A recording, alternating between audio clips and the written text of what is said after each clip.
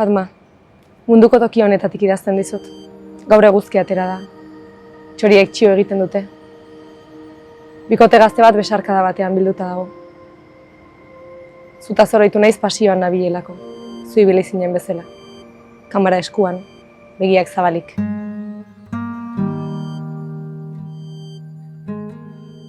Kamera beti soinean zeraman neska gazatiarra zinen.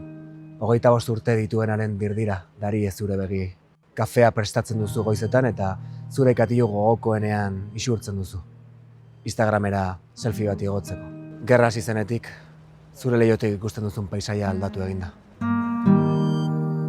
Lehen, berdea zegoen tokian, orain grisa gailendu da.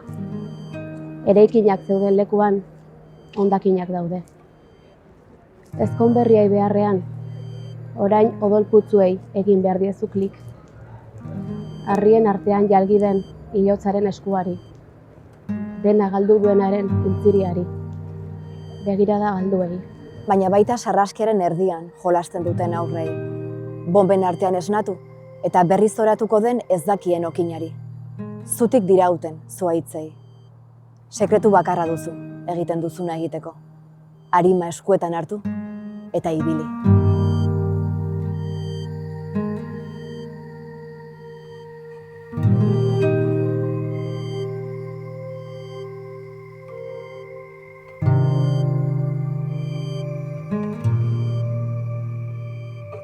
Badakizu, hemen ere badugu itsaso bat.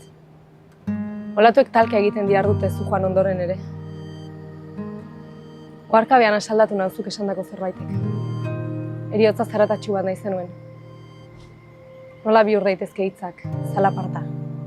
Zauden tokian zaudela irudituko zaizu, hemen ez dela ezer gertatu. Badirudi itxuraz ez dela ezer gertatzen. Baina ni gaur zutaz oroitzen naiz.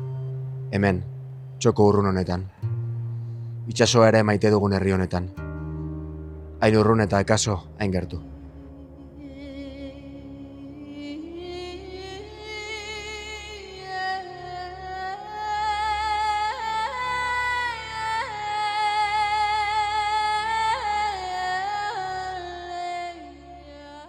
Oinez ni ere, zu bezala. Pausuz pausu mundua begiratzen. Itsaso zabalera iristean konturatzen naiz. Ozeanak askeak direla. Nire herritik zure herrira ez dagoela zinezko mugarik. Ozeanoa bat bera dela denontzat. Mugarik gabe. Harresirik gabe.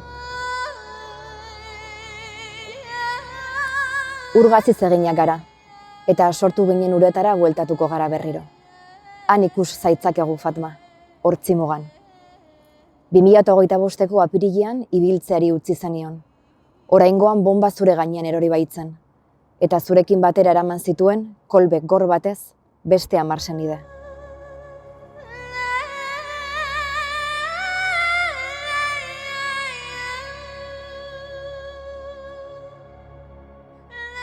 Hodei artetik begiratzen jarraitzen duzu, zure kamarari eragiten.